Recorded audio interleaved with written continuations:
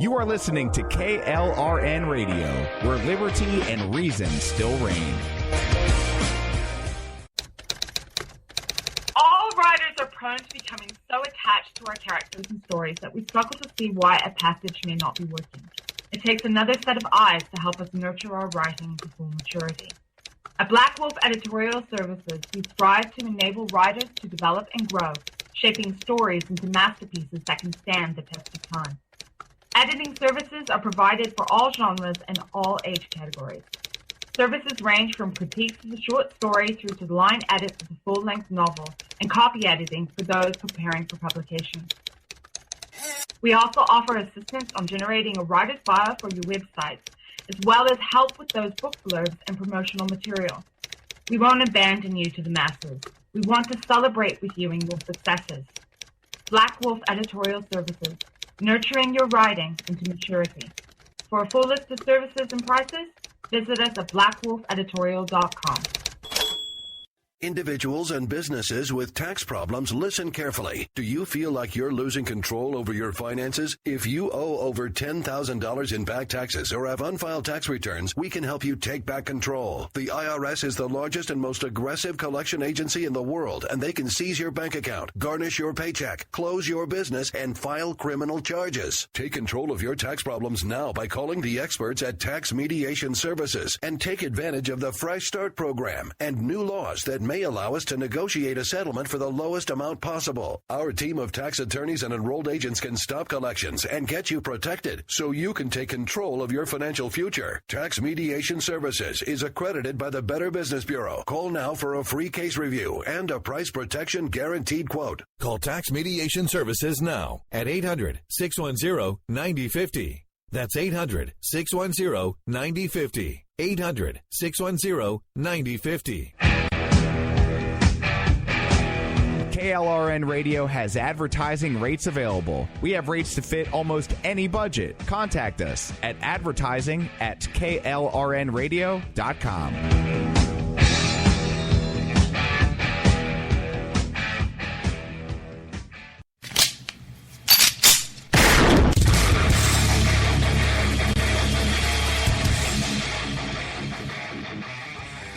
This is Slickery Trigger for Rebel Road Tactical. With proper care and feeding, your pistol will be ready when you need it, there to save your life. Shouldn't your gear be that good? Whether you need a holster for comfortable everyday carry or a tough-as-nails holster for your next training course, Rebel Road Tactical has what you need. Check us out on the web at rebelroadtactical.com. Tired of paying outrageous prices for Viagra? Well, we have great news for you. Now you can finally get Viagra at huge discounts. Healthy Man allows you to save up to $500 on Viagra. Why pay U.S. pharmacy prices of $15 per pill or more when you can get Viagra for less than $3 a pill? Call today and get 40 Viagra pills for only $99. This can cost as much as $600 at your local pharmacy. You can't afford not to call us. If you want Viagra at the lowest prices, never pay $15 a pill pharmacy prices again. Get Viagra for less than $3 a pill. Call 1-800-516-7602 today and save up to $500 and get 40 pills for just $99. Healthy Man is fast, easy, and affordable. Operators are waiting at 1-800-516-7602 to take your call right now. Call 1-800-516-7602. That's 1-800-516-7602. Again, 1-800-516-7602. They say we offer simple answers to complex problems. Well, perhaps there is a simple answer. Not an easy answer, but simple. It's common ground. It's common ground. It's common ground. It's common ground. We have serious problems to solve, and we need serious people to solve them. Republicans and Democrats. All right, folks. Well, happy Saturday morning. Welcome to Finding Common Ground, the Better Late Than Never edition, because this was the show that almost didn't happen because Bryce's internet is acting crazy. Normally, it's my internet that's acting crazy, so for once, I'm glad it was the shoe on the other foot because I live out in the middle of nowhere, so half the time I don't have internet. Although I have noticed, and I have noticed since the official handoff for some of the internet subsystems happened today, and I've noticed some quirky things. I'm not going to lie. I'm a little paranoid. Not to mention the fact that I'm pretty sure the UN is now monitoring pretty much any type of web traffic possible. So, Bryce, you and I may be on another watch list soon. Woohoo! Well, I'm also, like, 2 blocks from the White House. Like, literally, I walk outside my house and, like, I'm on F Street, so it's actually on my block. But if I walk over 2, like, cross streets, I'm right at the White House. So, you know, they probably are, like, examining these frequencies to hear, like, the hell is this kid talking about? So, in other words, what you're saying is I should not yell out, Allahu Akbar! Oh, my God. The PD's coming to my house. I hate I keep forgetting that you're, like, right next to the White House now. I could have fun with this for, like, 4 years. I'm just saying. Yeah, it's actually pretty cool. I get to say Obama's my neighbor.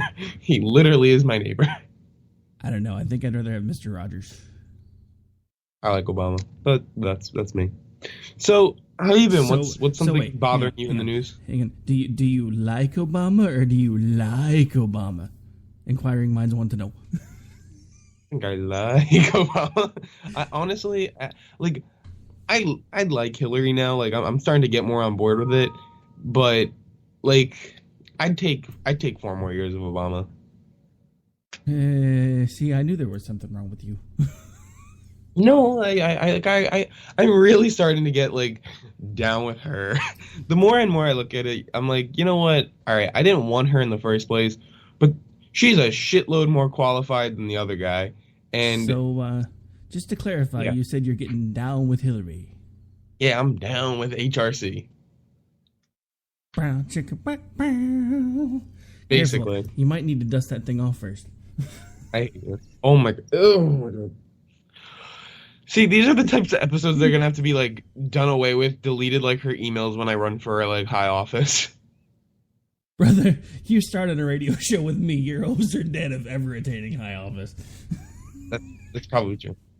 They're going to be like, wait, we found, like, this archive from, like, 2015 where he was with this, like, super conservative nut job guy. Yeah, nope, he's out. He's done. Bryce is going to be cursing me from the grave. Damn you, Rick Robinson! You ruined my life. They'll cast me out as a Gary Johnson a Jill Stein. Did you hear what happened to her by any chance at the debate? She was arrested for like 8 hours. Yeah, for vandalism. Well, fun times. I got to interview that lady. Yeah, you made her so angry she went out and vandalized property. More or less, yeah. But, like, Jesus. Was she like... I just wondered, did they ever release any reports? Was she like... Did she write out in graffiti, I hate Bryce Robbins? She probably did. There's probably, like... I haven't been to my house in a while, so there's probably, like carvings on my fence that say, like, you're an asshole, like, all this stuff. The trees died for this fence. No, she's nuts. She's absolutely freaking insane. And, I was surprised. So, coming to a very liberal-y college, I figured, okay, there's going to be a lot of Green Party supporters, but really, no one here supports Jill Stein. In fact, I haven't met one person who supports Jill Stein. They all think she's a fool. Because what she's doing is just hurting... I remember asking her this question, and she responded terribly to it, about how, Bernie didn't pick you, so why should the Bernie Sanders supporters pick you? It just doesn't make sense. Well, I mean, first of all, I'd like to point out that 3 months in higher education and you've already lost command of the English language. What the... A liberally college? What the hell? No, it's like a I was obviously like, I don't mean that as like an English term. I meant like it's very, all colleges are very like liberalish. Well, yeah, but I'm talking about your sentence structure, Chief. It was just a joke. I'm just wondering if you happen to be taking an English class this year because suddenly you're... I am. And do you know what it is about? Do you know what the topic of my English class is? What's that? You're going to love this one. The topic of my English class is debating climate change, how to express your message. So all my papers, all my essays, all my readings are about how to convey my message of climate change. So one of our first assignments, watch an Inconvenient Truth. So, They should just retitle that class to How to Sell the American People on a Bunch of Crap. Nope. Nope. I mean, we had the climate change debate last week, or not last week, the week before last week. Do we want to do it again? No, not really. I'm just taking a little pot shot at you. It's fun. You got to save the climate debates for like when we absolutely have like code red, like you need an argument, like we need an argument. But yeah. So anyway, let's move on to the more poignant topics of the week. We've already kind of touched on the fact that our government is relinquishing some control of the interwebs to international groups, which I am diametrically opposed to. I'm not real sure why we're doing that, but whatever. I'm sure you have a different take on it. I actually haven't really read up about this. What is this that they're giving it up to international? Well, there are some... basically the guts of the internet, some controls of the root directories, a lot of the things that work behind the scenes to help apps find weather information and all the other little nuts and bolts that make the internet work, have officially been relinquished from U.S. control and have been turned over to the United Nations. Fun times. So, I don't know, like, what is the biggest issue here? Like, well, I mean, the biggest issue is we basically just handed over control of the nuts and bolts of one of our biggest driving forces of our economy to a third party, which I'm not sure I like very much at all.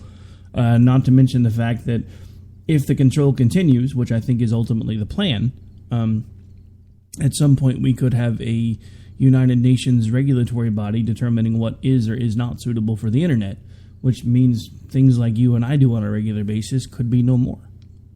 Well, what I read here is that a judge in Texas has put the kibosh on the last-minute legal attempt to block the controversial decision for the U.S. to give up control of one of the key systems that powers the internet. So this title from BBC says the United States had control the internet's naming system since its inception, but no longer. So, yeah, I mean, I really haven't... I actually haven't heard about this, but I can't imagine why we would do that. There's a reason why you haven't heard about it. We've had candidates on stage and late night tweeting about fat beauty contestants instead of focusing on things that are important. But here's the thing, because everybody I talk to about this is like, well, what's the big deal? You know, it's only one part of the internet. There are billions of interworking pieces. But think about this from a logical standpoint. Everything that we do when we implement change, whether it's positive or negative, is done in incremental steps. And we have taken the first step to giving control over something that has become a driving force in our economy to a third party. I have an issue with that, and nobody's talking about it. Like you said, you don't even really know that much about it, and you live and breathe politics and news almost as much as I do. Nobody really knows about it because it's not being talked about. You know, the only person, even in Congress, that's been trying to get the attention of other people about this, one Mr. Ted Cruz. Everybody else is just like, whatever, no big deal. The problem is, again, this is the first step to ceding control of a very large part of our economy to someone else who doesn't necessarily have the same value mindset as we do. Let's not forget that the UN just declared that as far as they're concerned, the U.S. owes reparations to families of slave owners. That's great. So, but their predominant focus there were black slave owners. So what about Irish slave owners? What about the slaves that were owned by free black men in this country? Do the family members that are related to the free black men and women that own slaves, do they owe them reparations? That's my point. We've just given control of something to people that don't necessarily have our same value set. And if the control continues to be ceded, and I believe that it will, eventually they will be regulating a lot of things that have anything to do with the internet, and then First Amendment's not going to apply because it's an international body, not our country. So, from my understanding from this article that I'm reading, apparently there's this corporation called ICANN. It's an American-controlled organization, but it's exempt from certain antitrust laws under the U.S. Commerce Department. But their antitrust exemptions have expired, and as a result, Obama and, I guess, Democrats feel that it would be better to give this corporation, it's the International Corporation for Assigned Names and Numbers, which is an American private nonprofit organization to give it up. And apparently what it does is that it registers domain names and keeps the internet stable and secure, is what this article says. It's very vague. But just to quote it a little more, just to put this a little more in context for anyone who doesn't know like me, Obama either doesn't know or doesn't care about this requirement. There are no efforts to retain exemption. Obama has shown no intent to block the transition and has not spoken out. So I guess he's not very vocal on this. So yeah, I mean, I really have to read more about this. It seems very interesting, but I really haven't not heard about it. Wow. Yeah, so, I mean, and again, a lot of people that are looking at it from the outside are like, what's the big deal? And again, it's the incremental processes. And for everybody that's been screaming that they don't really want to be part of this one world government that everybody's always talking about, I hate to tell you folks, but this was a baby step to getting us there. Because when the internet eventually comes under UN control, because it will, it ain't happening today, it ain't happening tomorrow. Hopefully I'm long dead before it gets there. But it's going to happen. And at this point, I'm afraid it's going to happen sooner rather than later. Because there's another interesting news story nobody's talking about. Germany's biggest bank is actually signaling that there could be an impending economic collapse within Germany based on the migration patterns and everything else that are going on in there that are overloading their economy. And their prime minister has signaled nothing about potentially bailing out that bank. That could be a ripple effect that will cause devastation everywhere if it actually happens to be true.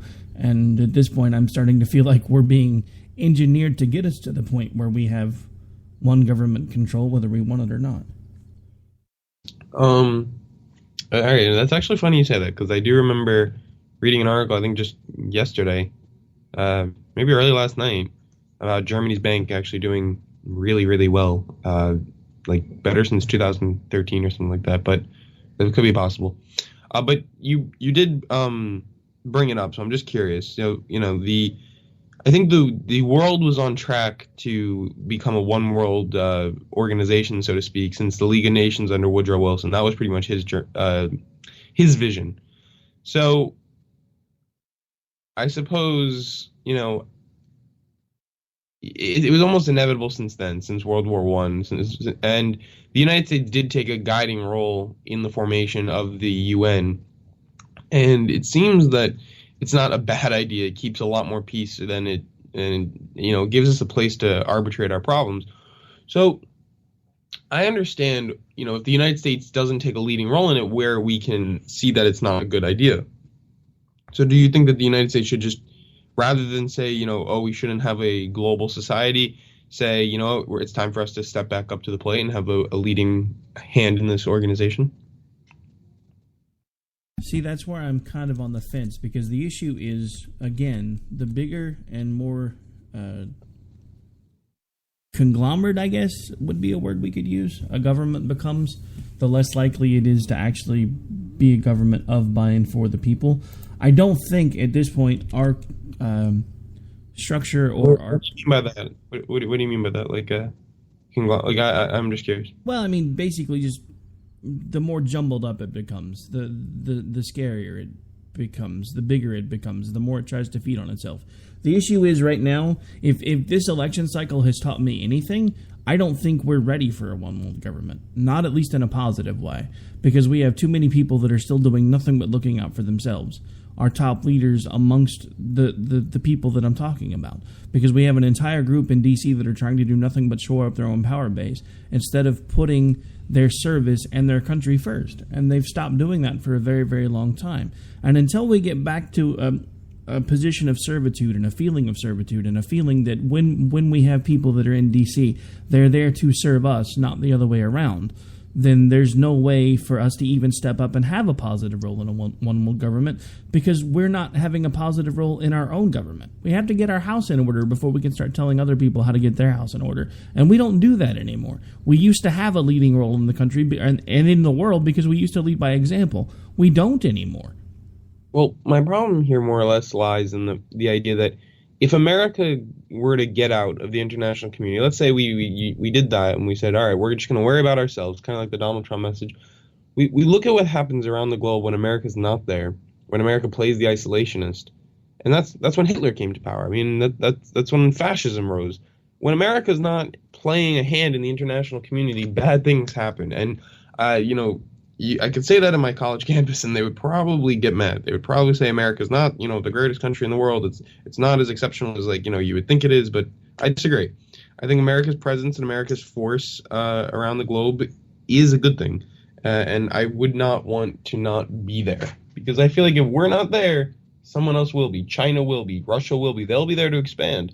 I mean, that was one of the questions I asked with Jill Stein about. She wanted to close down nearly all our military bases, and I said, well, what will happen in China and in the countries around it, or what will happen in Ukraine? Won't China and Russia just start to take over? Won't they become the big guys in the region if we're not there? We are a defense system for the world, and whether or not we're appreciated for it, that could be another debate. But I definitely think America needs to play a guiding hand in the world as we currently do. I'm not disagreeing with that fact, but the thing that you don't seem to be acknowledging is, let's look at this from another angle, because they're attempting to do the exact same thing through the TPP, the Trans-Pacific Partnership. What they're trying to do is put together a conglomeration of nations where basically there becomes a majority rule scenario, where anyone and everyone that wants to apply has the ability to apply, and then a majority vote can put them in the TPP, which in and of itself becomes kind of a smaller scale one world government. That does mean that in essence, people that we have economic policy issues with, and people that we have embargoes against, and all the other things that we can bring to bear for political pressure when they do things that we don't necessarily agree with, we can be forced to come to the table with them. And that's one of the things that has always concerned me about the TPP, and it's one of the things that concerns me about the one world government idea, because if you honestly think that we are going to be able to maintain a power role in that one world government, you haven't been paying attention. There are too many places in the world that despise us. There are more of them than there are of us, and if we continue to cede more and more control to a centralized area, we are eventually going to be the minority, not the majority, no matter what anyone says. And that's what has a lot of us scared. And don't misunderstand me. I'm not talking about going the isolationist role like Donald Trump. I don't think that's the right decision. You and I have talked about that before. Nature abhors a vacuum. The same rule applies in politics. When we started pulling back under the direction of Barack Obama, that's when Russia again started picking up steam. No matter how much Donald Trump talks about Putin, has some sort of secret love affair with the guy, probably has a poster of that picture with his shirt off hanging over his bed, whatever the heck else he's got going on. The simple fact of the matter is, Vladimir Putin is an old school KGB agent who came up to power through one of the most ruthless times in that nation's history, and he has this grandiose idea of rebuilding the Russian Empire, otherwise known as the former USSR. He's been making steps to do that, and I think that's one of the reasons why he has been dipping his toes, so to speak, in influencing this election, because he knows at this point who's going to owe him favors by the time it's all said and done, depending on who wins that election. And that's the thing that scares me, because we keep finding in more and more ways that we are ceding our control to outside influences. We've now done it with the internet. We've now done it in a lot of ways with the beginning steps of the TPP. And now we have a foreign body that has inserted itself into our political election process. And I have a problem with all of that. But it is all exactly what I've been saying was going to be happening for years now. These are the baby steps to removing us and knocking us down off of our pedestal so there can be a one world government rise up in our place, and we are going to have a limited role in that government no matter what, because that's what the rest of the world is going to want, because we are being painted as the devil. Well, look, I mean, we look around the globe, we have successfully seen the democratization of the majority of the country. I would say there's a lot of democracies around the globe. And I would say it's due no fault of us. I think we have definitely helped show that democracy is a good thing, and that, we've definitely helped militarily in some areas, and that more or less has gone good or bad in some areas. But my point here is that the world is definitely a better place with America. And to talk about trade, because you talked about the TPP, well, the TPP is, I would agree with you, it's not the gold standard of trade deals at all, and I hope it doesn't pass. But we are 5% of the population. We absolutely need trade. Now, the TPP in concept is a great idea, We can offset China by lowering tariffs on other Pacific countries, so that way we don't have to rely on China. If they want to, raise tariffs or take advantage of us, we don't have to play with them. To me, that's a great idea. But then that's only 6 chapters worth of the actual trade agreement. So, I mean, I'm not saying I'm for the TPP, but the concept of it is not a bad idea. We need to be a member of the international community. Our problems no longer just lie at home. We have energy issues, we have trade issues, we can trade health care, whatever. I mean, the world is a much better place when we trade. There's just too many people not to. And around the globe, even, it's almost humanitarian that we trade because we supply jobs and money. And if we didn't trade or we didn't take a hand in the international community, we would be worse off. So I don't think that the world is ever moving to a one world government. I mean, as cool as a concept as that may be, like in Star Trek, maybe that's why I like that idea. It's kind of funny. But I don't think that that'll ever happen. But I do think that the United Nations could take a better role, more or less, or like the G8 could take a better role in shaping society. And I think that we need to deal with China and we need to deal with Russia. But the only way we can do that is if we're leaders in the international community. Well, I disagree with you as to whether or not that's actually going to happen, because I happen to believe in a book that says exactly that's going to happen. But it ain't Sunday, so we ain't going to talk about that right now. But it is about time for us to go ahead and take a break. When we come back, we're going to talk a little bit more about the debates and some other scary things that are going on in the news. And for once, I actually agree with old Barry Big Ears. I hope that's the last time I ever have to say it, but it's very painful to admit that for once I think he got something right. I'll explain when we get back. You are listening to Finding Common Ground live right here on Saturday morning on KLNRradio.com. We'll be back here in just a couple minutes. And we need serious people to solve this. Republicans and Democrats. You are listening to KLRN Radio, where liberty and reason still reign. All writers are prone to becoming so attached to our characters and stories that we struggle to see why a passage may not be working. It takes another set of eyes to help us nurture our writing to full maturity. At Black Wolf Editorial Services, we strive to enable writers to develop and grow, shaping stories into masterpieces that can stand the test of time.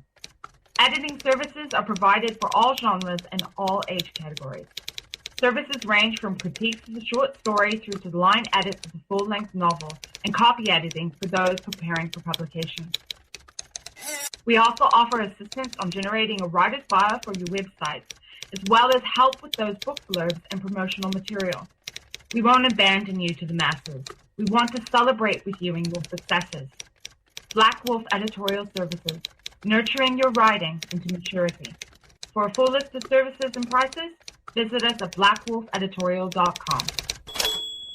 Individuals and businesses with tax problems, listen carefully. Do you feel like you're losing control over your finances? If you owe over $10,000 in back taxes or have unfiled tax returns, we can help you take back control. The IRS is the largest and most aggressive collection agency in the world, and they can seize your bank account, garnish your paycheck, close your business, and file criminal charges. Take control of your tax problems now by calling the experts at Tax Mediation Services and take advantage of the Fresh Start program and new laws that may allow us to negotiate a settlement for the lowest amount possible. Our team of tax attorneys and enrolled agents can stop collections and get you protected so you can take control of your financial future. Tax Mediation Services is accredited by the Better Business Bureau. Call now for a free case review and a price protection guaranteed quote. Call Tax Mediation Services now at 800-610-9050.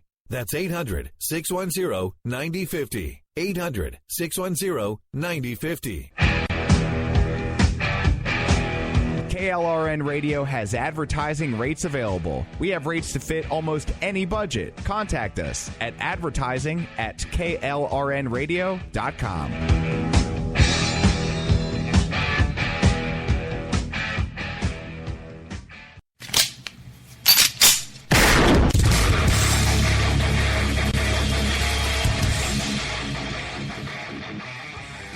This is Slickery Trigger for Rebel Road Tactical. With proper care and feeding, your pistol will be ready when you need it, there to save your life. Shouldn't your gear be that good? Whether you need a holster for comfortable everyday carry or a tough-as-nails holster for your next training course. Rebel Road Tactical has what you need. Check us out on the web at rebelroadtactical.com. Tired of paying outrageous prices for Viagra? Well, we have great news for you. Now you can finally get Viagra at huge discounts. Healthy Man allows you to save up to $500 on Viagra. Why pay U.S. pharmacy prices of $15 per pill or more when you can get Viagra for less than $3 a pill? Call today and get 40 Viagra pills for only $99. This can cost as much as $600 at your local pharmacy. You can't afford not to call us. If you want Viagra at the lowest prices, never pay $15 a pill pharmacy prices again. Get Viagra for less than $3 a pill. Call 1-800-516-7602 today and save up to $500 and get 40 pills for just $99. Healthy Man is fast, easy, and affordable. Operators are waiting at 1-800-516-7602 to take your call right now. Call 1-800-516-7602. That's 1-800-516-7602. Again, 1-800-516-7602.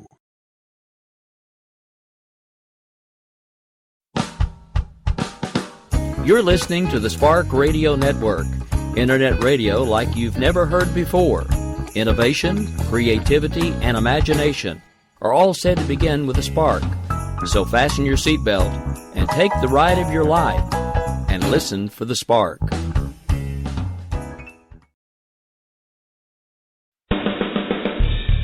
They say we offer simple answers to complex problems, but perhaps there is a simple answer. Not an easy answer, but simple. It's common ground. It's common ground. It's common ground. It's common ground. We have serious problems to solve, and we need serious people to solve them. Republicans and Democrats. All right, folks, we are back. We are live. It's still Saturday morning, still finding common ground. You know the interesting thing about the end of that intro where it starts talking about Republicans and Democrats? Before we shorten the length of it a little bit, it used to say Republicans and Democrats working together. The scary thing is they are working together, but they're doing it for all the wrong reasons. And that's a good segue to our very, very next topic. We'll save Kaepernick for a few minutes from now. But our very next topic would be the first time in Obama's presidency that Congress has successfully overridden the veto. Never mind all the positive things they could have done with that veto, like kind of stopping this ICANN thing that we've just been talking about, or a myriad of other things that they could have risen up and listened to the American people about and said, no more, Mr. President, that's why we're here. Obviously, the American people didn't always like the direction you were taking, but no, they had to do it with the 9/11 terrorism bill. And I've been catching flack from various people for this all week because I keep saying over and over again, damn you, Congress, for making me side with Barack Obama, or as I like to call him, Old Barry Big Ears. Because for the first time, probably in his entire presidency, I'm looking at something that is actually said, and I'm nodding my head instead of shaking my fist, and it really makes me sad. Sad. Fair enough. Fair enough. Yeah, no, wow, you agreed with Barack Obama. Can we just soak that in for a second? Shut up. It's bad enough that I've had to say that now on like 4 separate occasions, some on air, some off. I mean, it literally, the first time I tried to say it, it was like, I agree with Barack Obama. It literally was about that hard to get those words to actually come out in a complete sentence. But here's the thing, folks. Look, I understand that a lot of you that have been agreeing with this decision to be able to hold Saudi Arabia accountable for the deaths of 3,000 Americans, etc., I understand that that's a feel-good moment. I understand that it gives you a chance to stand up, puff your chest out, and yell, America! I get it. We need those type of moments, especially right now, because we're in a shambles. We are a mess. We are more divided than we've ever been. But this was the wrong time and the wrong way for us to come together. Because, again, we came together out of anger and fear and frustration. It's the same things that we've seen playing themselves out this entire election cycle. When we come together anymore, we do it out of anger, fear, and frustration. We don't come together for positive reasons anymore. It's all the negative stuff that's boiling to the surface that in a lot of ways, a lot of us thought we were past, and apparently we were wrong. So here's my problem with this whole Saudi Arabia thing. So let's say, for example, the lawsuit happens. It's going to happen probably in some form of a world court. The Saudi Arabian government will be required to appear and answer for such and such, blah, blah, blah, blah, blah. Chances are they're not even going to show up. It'll be some sort of a default judgment that won't be anything near worth as good as anything but maybe the cost of the paper that it was printed on. So it's going to be for a moment a moot point. But for those of you that are saying this isn't a Pandora's box, you're not paying attention. This will be what is commonly referred to in legal circles as a legal precedent. That means that at a later time, other countries following our example can then provoke or encourage their citizens to sue other countries for damages that may have been incurred during private acts of terrorism or possibly even acts of war. And think about all the people that have been mad at us for so long for meddling in all their affairs, screwing everything up, breaking all their toys, and then going home. So think about all the people that this will eventually open up to be able to turn the guns right back on us and say, hey, you remember when you did this to us? We've got like 5,000 people over here that are really mad at you. They feel like you owe damages, and we're going to sue your country to make sure we get them. We're already broke, folks. We can't keep firing up the laser printer. Where's that money going to come from? I mean, yeah. I really thought at first glance that like, oh, that's not such a bad idea. But the fact is that now some country is going to be able to sue us in the future. No, not the greatest idea, not the greatest thought. So I'm pretty hesitant on this one. And it's funny because I was just reading about a bunch of articles saying how Congress is regretting their decision. So you know why they're regretting their decision? Because a bunch of lawyers that they all know are like, do you guys realize what the hell you just did? Oh, crap. But see, here's the thing. It was a feel-good moment for the American people, but think about this for a second. No matter what happens, no matter how this plays out, no matter whether it starts being something that gets turned on other countries, turned on us, think about who's going to be making the most money. The lawyers, because they're going to have this whole new market tap for either convicting or defending people that are being charged with acts of terrorism or acts of war that have resulted in damages to people and property in the countries the countries of origin for those people having to answer for that. And for those of you that don't think that it's as big a deal as I'm making it, think about this for a second. How many Americans, and I get it, albeit it's a very small number, but how many Americans have recently left our shores to go train overseas with groups like ISIS, Hezbollah, and the others, and are now out actively committing acts of terror against other nations? If we're able to hold country of origins responsible for the acts of the few, then at this point it's going to become a legal free-for-all. And nobody's seeing it because nobody wants to see it. Because all they're thinking about here is, well, that's going to bring tons of money back into the country because these people are going to be entitled to hundreds of thousands of millions, if not billions of dollars by the time it's all said and done, if they can get Saudi Arabia to pay for it. So for the short term, all they're looking at is the dollar signs. We got a bunch of attorneys that are swimming around in the Shark Tank, licking their lips, waiting for things to start falling in because they know they're going to get fat chunks of money if this starts working out for them. And then ultimately, that's what, I mean, it's going to be, think about this for a second. When you turn on the radio or when you turn on a television, how often do you see a legal commercial about, well, do you or is anyone you know taking the drug Fen-Phen and it has this side effects and that side effects, and is somebody you know died from that, or is it a family member that's suddenly terminally ill? You may or may not be entitled to money. Think about all the commercials that are going to spring up all over the world in all of these different languages. You're going to have some guy talking in Arabic going, blah, blah, blah, blah, blah, so America, blah, blah, blah, blah, call this number. And I mean, look, I'm making fun of it at this point, but it's all I know to do because we've lost our minds.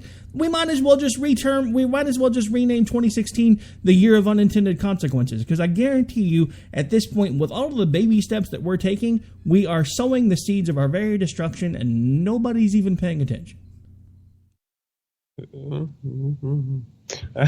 I don't disagree necessarily.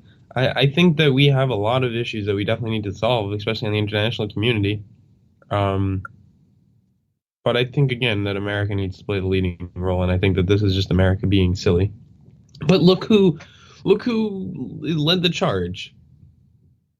Republicans, just to say.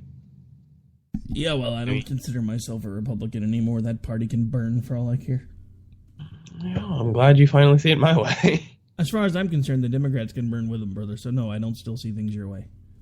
No, I mean about the Republican part. But look, I think that there's even a lot of Democrats who more or less just act in their own self-interest as opposed to the betterment of the country.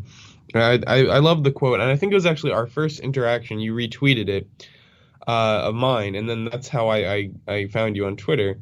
It was a picture of John F. Kennedy with a quote saying that, you know, we should not look for the Republican answer, the Democratic answer. We should look for the right answer, something like that. Paraphrase. But yeah.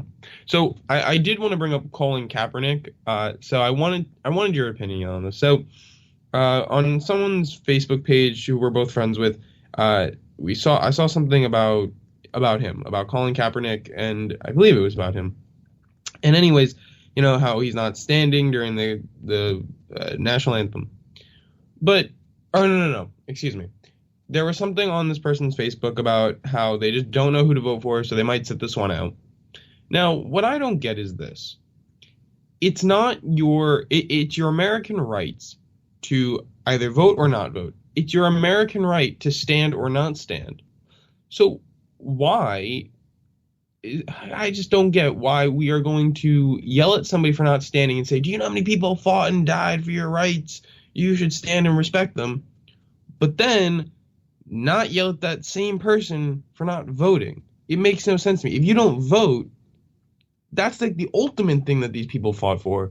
So personally, I don't believe that you should yell at anybody for their personal decisions, because this is America and you can do whatever you want, in most cases. You can choose or choose not to. But shouldn't that same logic apply? Yell at the people who don't vote and say, do you know how many people fought and died? To me, it just doesn't make sense. And personally, while I think Colin Kaepernick and his friends are, you know, I understand why they're doing it. And then we say, oh, I wish they could just find another way to do it. But you get mad, or not you, but we, the community of the world or the United States, get very angry when they protest in the streets, making very loud noise about the issue. So when someone does something peacefully, we also get very mad. And I don't know. I just think the whole issue is a mess. And I think it's so silly that people get mad over it. To me, it makes no sense. Okay, so to backtrack for a second, let us not seek the Republican answer or the Democratic answer, but the right answer. Let us not seek to fix blame for the past. Let us accept our own responsibility for the future. That's the direct quote from John F. Kennedy. Now, as far as what you're saying now with Colin Kaepernick, again, I think the reason I wanted to back up and get that quote right, because I think that quote applies just as much to this conversation as it does to any other. The simple fact of the matter is, look, I don't mind if Colin Kaepernick decides to do something to show protest. But here's my issue, and it's the same issue that I've always had. These people, because look, there's been, an unintended or an intended consequence to this, and I'm not sure what his actual motivations were.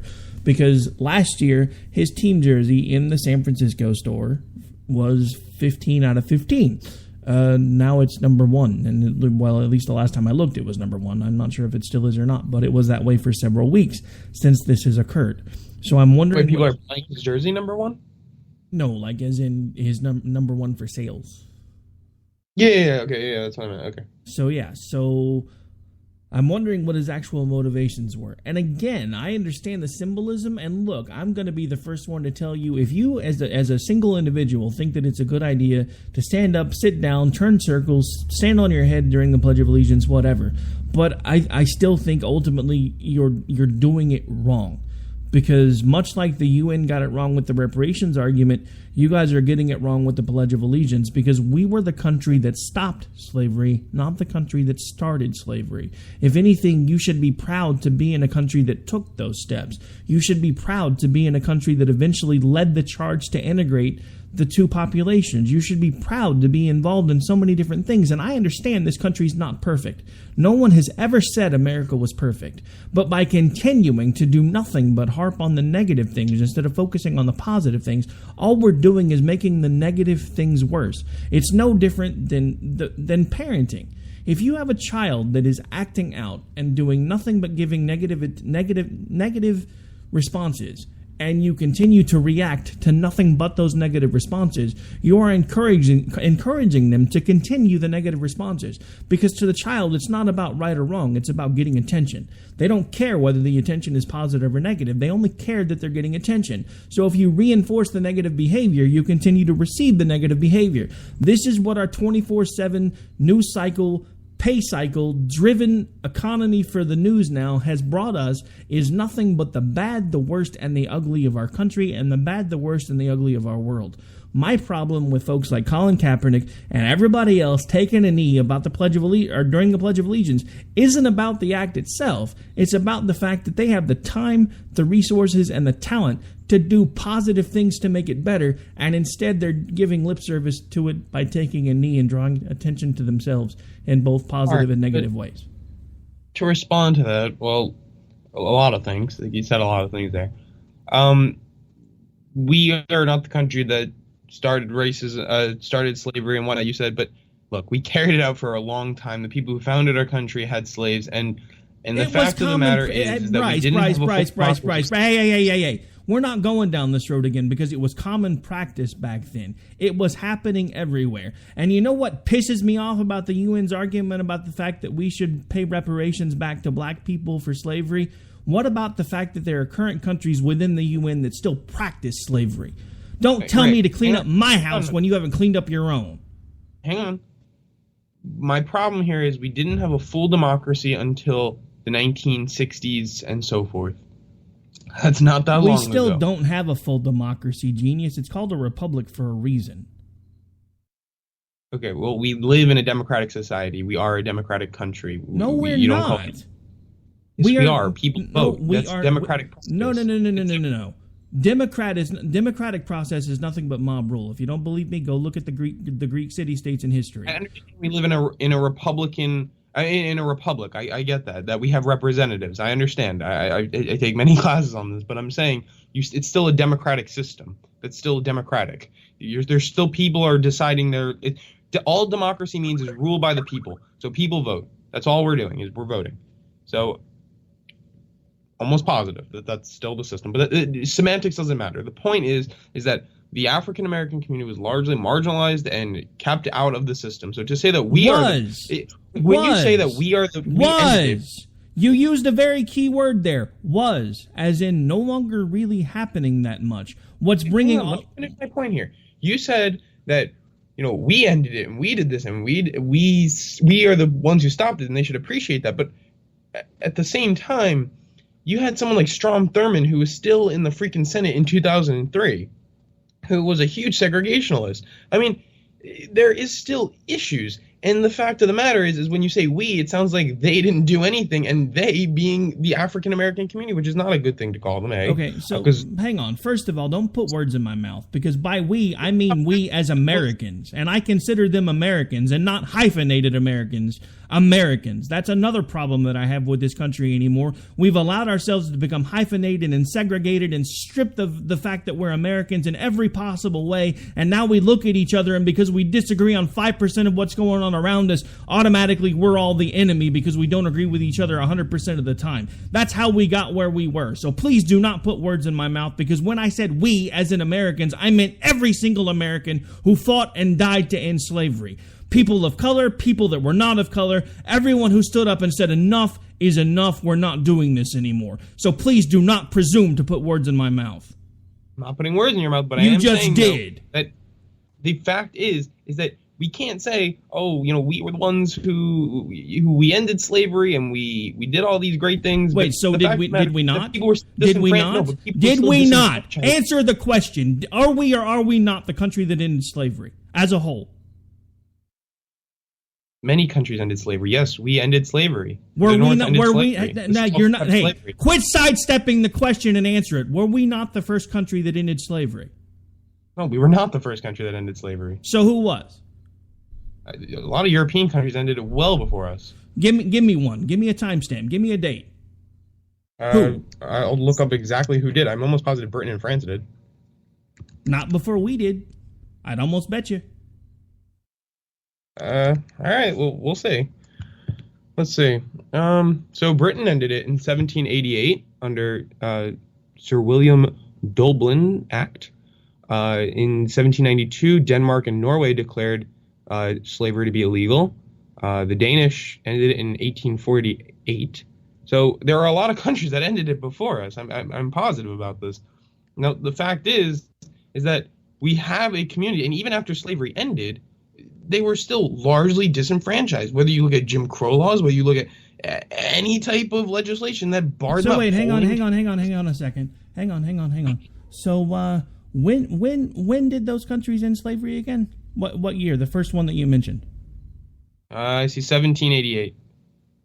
Oh no, I see 1787. Society for the Abolition of Slave Trade, founded in Britain in 1788. Sir William Lloyd Dublin Act regulating the conditions of the British slave trade.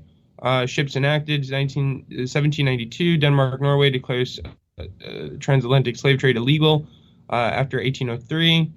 Through slavery continued in the Danish colonies to 1848.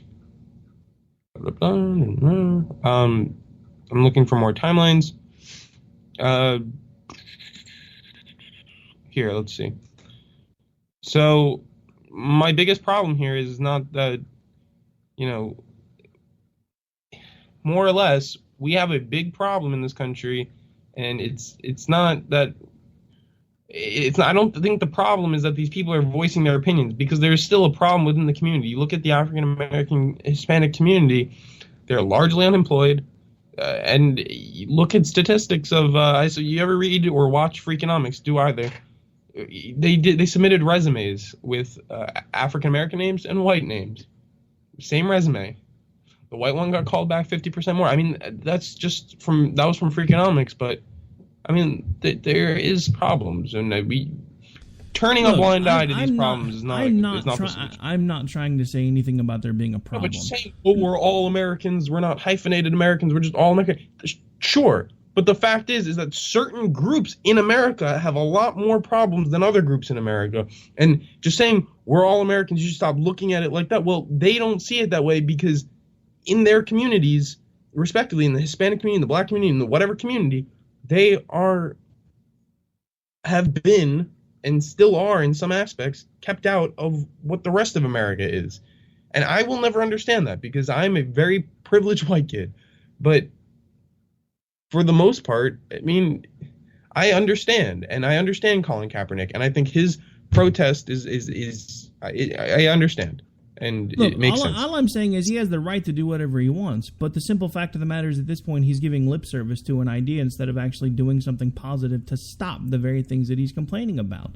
And as long as we have people that are willing to make protest, but not willing to take actual actions, none of this is going to change. And that's part of the problem, because what's happening is these people that are protesting, and they're protesting more and more and more often, they're getting attention, for a lot of them for the first time ever, to what they perceive as an actual plight. And I'm not saying that it's not. But the problem is, again, the media is rewarding them for their negative attention. And as they continue to get rewarded for their negative attention, more and more of the crazy ones within the group are coming out and saying some of the things that we've been talking about over the last several months, like people that were starting to do a march in a Black Lives Matter protest march were calling for segregation and saying that all black reporters and black people needed to come to the front, all white people go to the back, because that's what y'all did to us 100 years ago, and who the hell cares what you think? And that's the type of stuff that I'm talking about. If we don't find a way to rein this stuff in and actually sit down and talk about what's bothering these people and figure out a way to change it, then nothing is ever going to get better. And as long as we have the people that have managed to get above the rest of these people that they're talking about in station and in life with income and notoriety and fame and everything else, doing nothing but giving lip service to the problems, nothing is ever going to get any better. It's just not, because all they're doing is bringing even more negative attention to something that has already got a vast majority of the American people upset, because we fought a war over this crap, and as far as we were concerned, it was put to bed. Yes, much, much later, but we already had integration. People fought over that too. Martin Luther King would be turning over in his grave watching what Black Lives Matter and even the alt-right are doing today, because he died to bring us together. That was his mission in life, was to make sure that at the end of the day, people were judged by the content of their character, not the color of their skin. And I'm telling you, when he died, it wasn't accomplished. That's the whole problem. It was a dream that he had. It wasn't accomplished. he didn't say we are that way. When he died, we weren't all singing Kumbaya and hanging out together. There are still issues. But we were a hell of a lot closer to it back then than we are right now. I would not agree with that. I would. Because the simple fact of the matter is, under this administration, and I'm not just laying the blame at Barack Obama, but under this administration, the DOJ, the FBI, and the whole works, race relations have been set back to pre-1960 basis. We now have people of color calling for voluntary segregation. I've never heard this before in my lifetime. Very silent minority. That is not the majority. It's not like all of these African American people are coming out in the street saying we're segregating, we're going back. And by the way, I set my show to run at 11:05, so I don't know if you can change that or not. Because we're going over. It won't matter. As soon as we kill this one, it'll just pick up right in the beginning. Okay. Anyways, my point here is that, look, this was a dream. Okay, he had a dream, and that dream was not. And that dream was a hell of a lot closer to reality then than it is today. To say that we are further away from that dream is not. It's just disingenuous. It's not true, Bryce. It's not. No, it's not. You can say it is, and you're entitled to your opinion, but I disagree with your opinion. Because never in my lifetime have I heard groups of people calling for the mass extinction of cops. Never in my lifetime have I heard black people saying, hey, all you white folks, get your asses to the back. Calling for the mass extinction of the minority groups. I mean, come on. They're not. Hey, hang on. Did I say that was right, genius?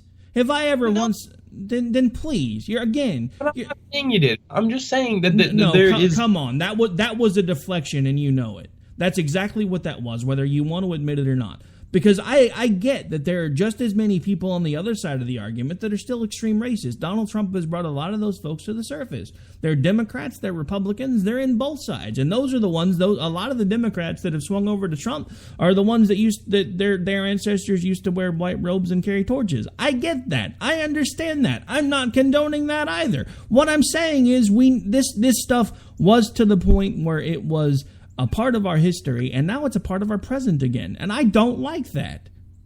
But to say that you know the idea that we are just Americans and that's it, nothing else. I agree. I really would like to say that that's true, but the fact is that some Americans are being judged and harmed because of their skin color, and that's not okay. So the fact that they identify more or less as African American, Hispanic American, I understand, because I would probably want to be grouped with people like me. So are we going to start calling you a Jewish American next? Well, my group has not really been just like harmed in this country as much as them. I mean, really? Your group hasn't been harmed in this country. As much. Bryce, I'm just gonna call it here because we're gonna keep going for like 3 hours at this point because this is never gonna stop. The simple fact of the matter is we could all hyphenate ourselves. We could all do it. I understand, but saying that a group isn't in existence almost is saying that they're just American. It really minimizes the problems that they face. No, and they it doesn't. Really face some serious it doesn't problems. Minimize the problems. It takes the focus away from what shouldn't be an issue any longer. Bryce. The problem is riddled in that community, and whatever you want to say causes it, that's where we could debate about policies and whatever, and Republican, Democrat. But the problem is, and Donald Trump agrees with me. I'm not doing this anymore today. We're done. I'm not going to keep going around in circles with you because we're never going to agree on this. I have other things I've got to do, and I vehemently disagree with everything that you're saying right now. Because the simple fact of the matter is there are ways to fix this, and continuing to do nothing but dwell on how broken certain parts of our society are is never going to fix it. There has to be a time when you decide to move forward, and if we're doing nothing but focusing on what's broken, we can't fix it. And I'm done with the conversation. We're out.